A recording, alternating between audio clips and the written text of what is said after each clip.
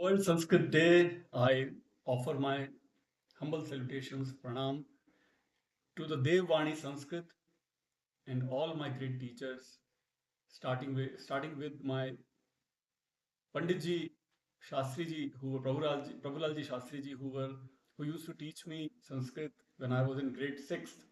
Sanskrit started for me in Pali at my school, Mahavir Balbandi School, at the grade level 6 Rajasthan board. 6 it started Sanskrit. Then I learned Sanskrit from Ganu auntie, Vanmala Ganu auntie, my teacher, Sanskrit teacher, from 6th to 10th. For 1 year in between, I studied Sanskrit in Ahmedabad. Then 11th, 12th, I studied Sanskrit with God sir. I forget his full name, sorry, but God sir, I remember his face very clearly at Rajasthan Hindi High School, Birla Hindi High School, sorry, in Pilani. Rajasthan High School was in Ahmedabad. So all these schools had great Sanskrit teachers who instilled the seed of Sanskrit learning in me. I can't thank them enough. I'm blessed to know this language that defined Indian civilization for thousands of years. Of course, Prakrit and Pali are also part of it. But Prakrit and Pali are not easy to learn, unfortunately. There are not enough teachers, not available easily. I'm sure there must be now online classes, but Sanskrit is very easy to learn because I come from Hindi. Those who are of Hindi, Marathi, Gujarati, or Bhojpuri, Avdi, or Bengali backgrounds will find it very easy to connect to Sanskrit because the script is very similar or same in Hindi or Marathi's case. Also, many words have common origins, right? Actually, Sanskrit has a lot of common origins even with Persian, but we are not going to learn Persian. We can't learn all the languages. But Sanskrit is now easy language to learn because it's available. All teachers are available widely. The classes are available widely, even online. After English, Sanskrit is also the most widely studied academic language across the world, from Mexico to South America to Central America, Mexico, and North America, the Middle East, and of course, entire Europe and entire Asia, Japan, Thailand, everywhere you find Sanskrit being offered in one or more universities in almost all countries in the world. Yeah, I'm sure even in South Africa. So on and on. Sanskrit, because of its linguistic connections with Latin and Greek and Persian, like I mentioned, Sanskrit is studied by linguists, by Indologists, by Hinduism scholars, by Indian philosophy students in India, and on and on. So I offer my teach, teachers in India. I must also offer my salutation, my pranam to my professors at Columbia University, Professor Gary Tubb, then Professor Frederick Smith at the University of Iowa, with whom I studied Sanskrit also at the master's level in New York, and also at the PhD level, doctoral level, with whom we call belovedly, respectfully, Fredji, Professor Frederick Smith, but we call him Fredji. I wish them long life, all my teachers, and offer pranams. And blessed are those who can read Sanskrit in original Sanskrit without translation. Translation, of course, we need to do, and I've been doing this for Sanskrit, for Bhagavad Gita for last 15 chapters. Now we continue on to 16th chapter, verse 9th. Just enjoy the sounds of Sanskrit words as I speak. Etam drishtim avashtabhya nashtatmano alpabuddhayah prabhavanti ugra karmanah kshayaya jagato ahitaha. So, Daivi and Asuri, divine and demonic qualities are being discussed by Bhagavan Krishna. He just mentioned in previous verses in this chapter 16th that for 15 chapters I told you, Arjun, about the divine qualities, Daivi gunas, gunaha, or Daivi gunaha. Yeah. But now I'm going to focus on Asuri gunaha because you need to know what is dangerous, what can damage you, destroy your whole personality, or all of us. Arjun represents all of us, right? So now he focuses on negativity. Negative qualities is what Bhagavan Krishna is going to discuss about. So, in the previous verse 8 that we did in the last time, that the people of demonic qualities think that this whole world runs on lust. This world was created out of lust, as that is what they say, as Bhagavan Krishna just summarized for us in verse 8th in chapter 16th. Now verse 9th. So what I just read. Etam drishtim avashtabhya. Holding this view, nashtatma, these are the perished, imperished souls, nashtatma, they are alpabuddhaya, they are of low intelligence. Prabhavanti ugra karmana, they are very aggressive in their actions. Ugra, you know very well. Ugra is in Hindi, Marathi, Gujarati, of course, coming from Sanskrit. They are extremely aggressive. And kshayaya jagataha ahitaha, they are just applying all their energies for decay. Kshay Rog, TB, tuberculosis is called as Kshay Rog. So Kshayaya, for the decay. Jagata, the world, ahitaha, for doing wrong things, just to damage the world, destroy, destruction. So holding this view, these people of lost soul, nashtatma, of small intelligence, alpabuddhayaha, and of cruel actions, ugra karmana. I said aggressive actions, translator says cruel actions, both are, I guess, similar. So they appear as enemies. They are appearing as enemies, kshayaya jagato, of the world for its destruction. That is what demonic people do. The demonic people may not have seen that large thorns or large nails or large teeth, but by their qualities, by their negative qualities, they do demonic things. And we have even today a world full of these demonic quality people, those who are always trying to damage the world, destroy good things in the world, even destroy nature, right? Nature was supposed to be for not just for upbhog or upyog, it was supposed to be for upasana, as I learned from Dadaji Pandurang Shastri Athavale, who is also a Sanskrit scholar who passed away in 2003. But in his pravachans for the Swadhyaya Parivar, he always used to say nature, Prakriti, is for upasana, reverence, not just for upbhog or upyog.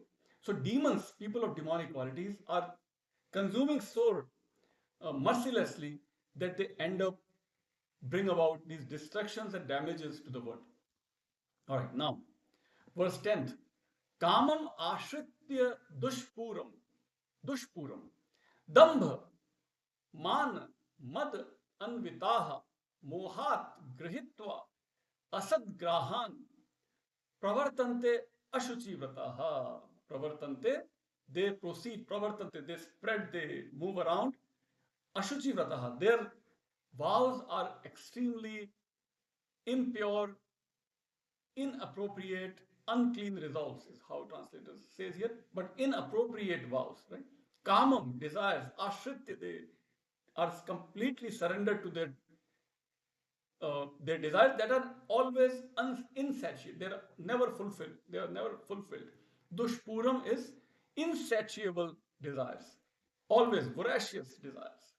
More and more and more and more. They want to consume more. They want to extract more resources from nature. They want to exploit more and more human beings around them, even their family members. They are always about extracting and exploiting.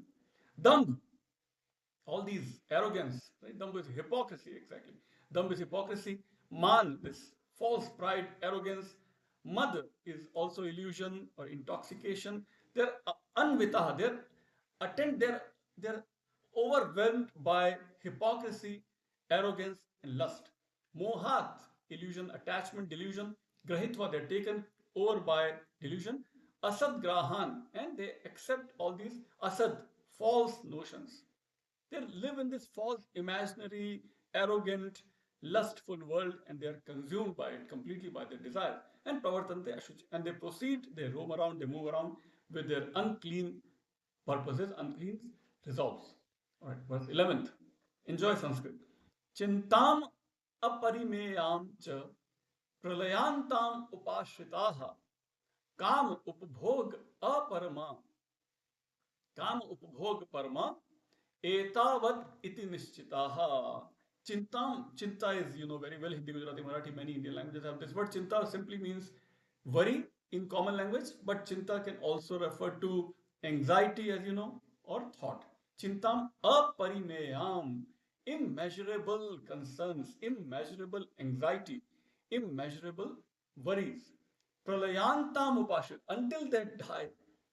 Pralay, until the end of the universe, probably, or dissolution of the entire universe. They're all, even in every rebirth, even if after their death, They are consumed by these anxieties, concerns, and worries. Upashita, they take refuge in all these things, all these concerns and anxieties.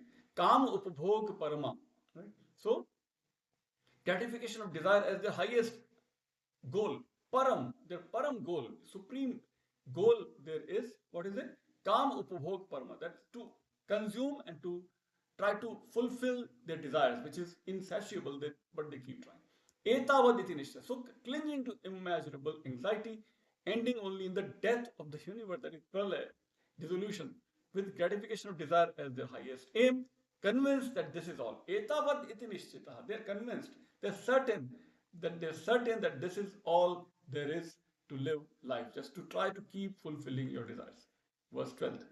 Asha pasha shataihi baddhaha. Wow. What sounds these? Look at these sounds. Asha pasha shataihi baddhaha. Sorry, not buddha. Asha pasha shataihi baddhaha. Kam krodh parayanaha. Ihante kam bhogartham. Anyayen arth sanchayan. What a wonderful line. So relevant today, even today. Anyayen arth sanchayan. Arth is wealth. Sanchayan. Accumulate. Anyayen. By all unjust means, they accumulate their wealth. You can think of many world superpowers and how they've collected their wealth by taking all kinds of loans, by extracting and exploiting and damaging and destroying nature's resources and exploiting the colonized societies, colonized nations for centuries. That is what is mentioned here. Anyayen, by injustice, unjustful means. Arth sanchayan. Ihante kam bhogartham, they are always desiring for more and more kam and bhog. Desire and fulfillment of materialistic pleasures. Kam krodh parayana, they are full of, as you can see, kam and krodh, anger and desire. Krodh, when the desires are not fulfilled, krodh. Kam, try to fulfill the desires. Asha pasha shataihi baddha.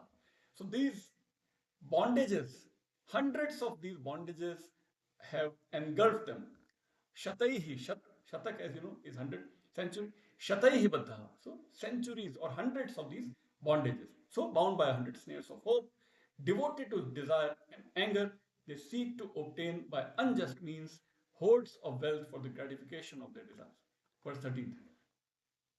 Idam adya maya labdham, idam prapsase manoratham, idam asti, idam api me bhavishyati punah dhanam. So this is what they say. They keep telling themselves. What are they saying? Idam adya, today, this maya by me labdham is to be obtained. Idam, this prapsase, obtain manoratham, these desires I will fulfill. Idam asti, this is it. Idam api me bhavishyati punah dhanam, and I'll earn more wealth and I'll fulfill more desires. That is how the world, the demonic qualities control the humans in this world by making them in this spiraling desires, right? Endless desires. And they are always obtained by these. Verse 14. Asau maya hatah shatruhu hanishye cha aparan api ishvaraha aham bhogi siddha aham balvan sukhi. You can imagine Ravan and Kans. Some people say Ravan was great man. No.